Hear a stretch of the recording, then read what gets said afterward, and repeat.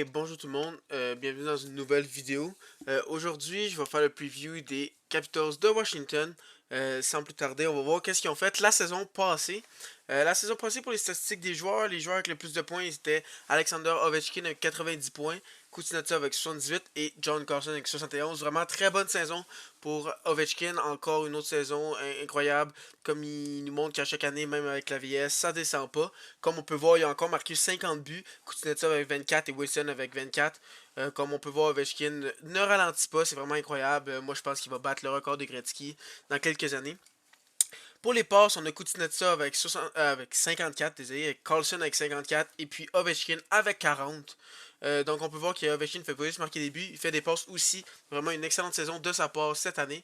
On peut voir Kuznetsov prend vraiment la place de Backstrom. Au premier trio, comme on sait, Backstrom ne jouera pas cette saison, il est blessé.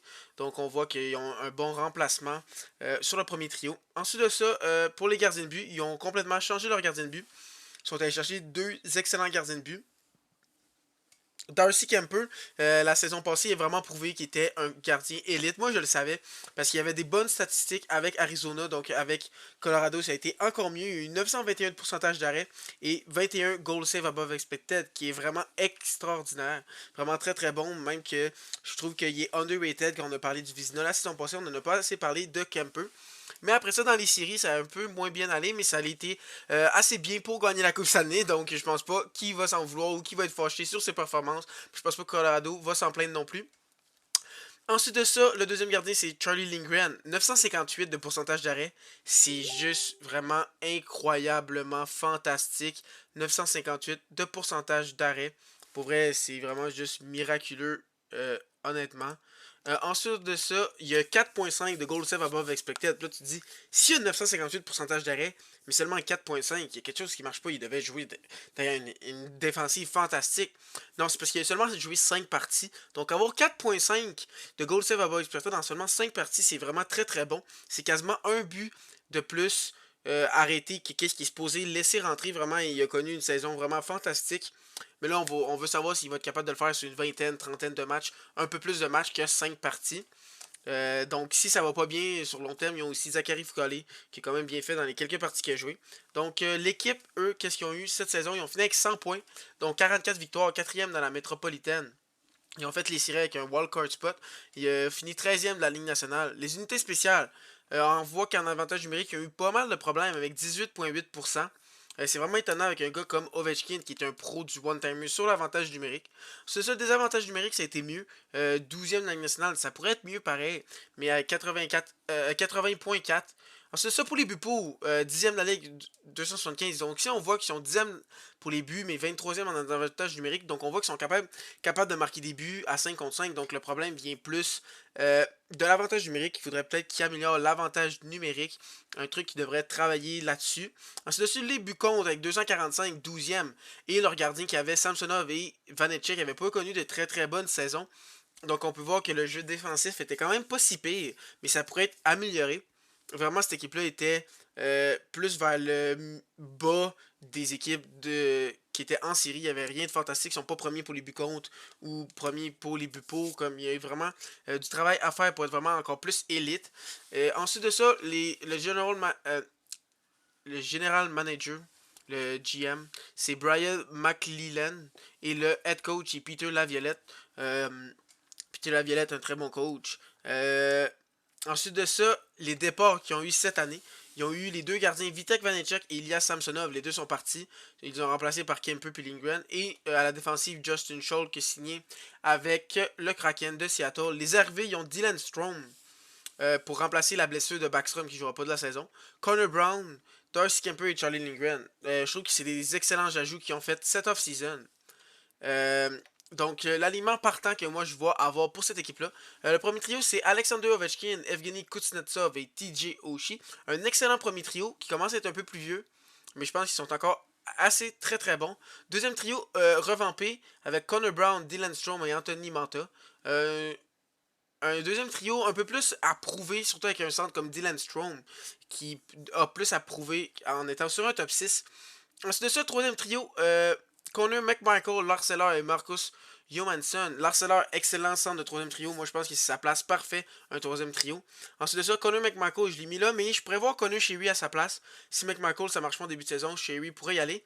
Mais j'ai voulu séparer Lapierre et McMichael pour vraiment avoir un jeune sur le troisième trio, puis un jeune sur le quatrième trio, pour pas que ce soit juste une ligne de jeunes.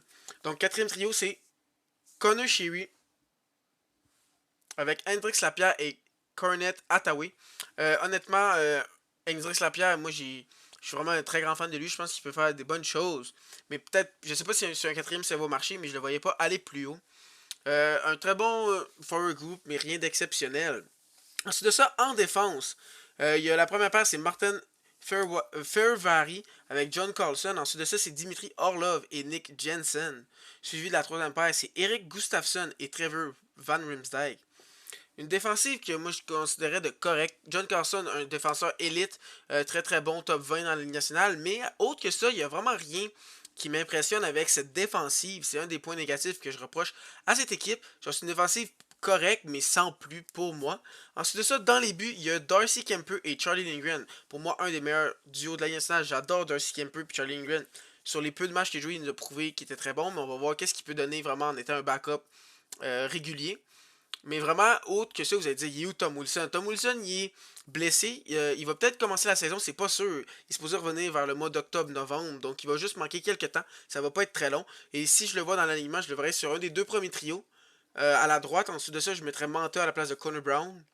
Je descendrais donc McMichael sur le quatrième trio. Puis j'enlèverais Cornet Hathaway. Donc, mais peut-être que même Conor McMichael est capable de jouer à l'autre aile. Puis là, je descendrai Marcus Johnson.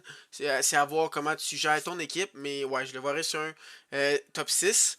Donc ça blesse vraiment ton top 6 quand il te manque Backstrom et Wilson. Donc c'est ça, les extras. Il y a Wilson blessé, Hagelin de blessé et Backstrom de blessé.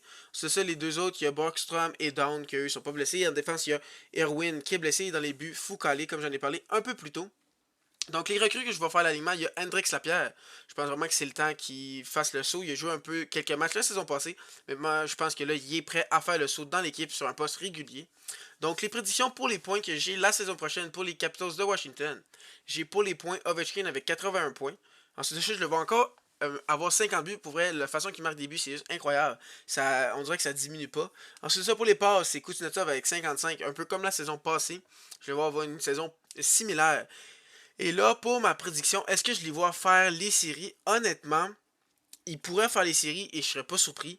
Mais moi, je les vois en dehors des séries à être cinquième dans la métropolitaine et manquer les séries de quelques points seulement, comme avoir 94-95 points environ et les manquer de petits peu ou genre les faire avec 96 points environ et ça va vraiment se battre avec le dernier wildcard spot, soit Ottawa, Détroit, Devils, les Panthers.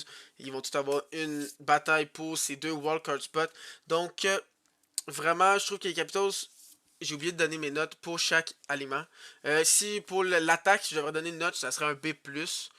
Pour la défense, ça serait un C. Et pour les gardiens de but, ça serait un A. Donc vraiment, c'est plus la défense pour moi le problème dans cette équipe-là. Si ils pourraient aller chercher un défenseur top 4, je les verrais plus dans les séries. Mais vraiment, c'est plus la défense pour moi qui blesse. Donc vraiment, c'est pour ça que je l'ai mis cinquième dans la métropolitaine. Sinon, je les aurais vus beaucoup plus haut s'il y avait une meilleure défensive pour moi. Un peu comme les Panthers. Les deux, je vois une bonne attaque, puis un bon gardien, mais des défauts à la défensive qui fait que selon moi, ils feront pas les séries. Donc sur ça, si vous êtes encore là, puis que vous avez écouté, c'est sûrement parce que vous avez aimé. Donc n'hésitez pas à liker la vidéo. Si ce n'est pas déjà fait, de vous abonner et cliquer à la petite cloche pour savoir quand je vais faire des prochaines vidéos. Sur ce, bonne fin de journée.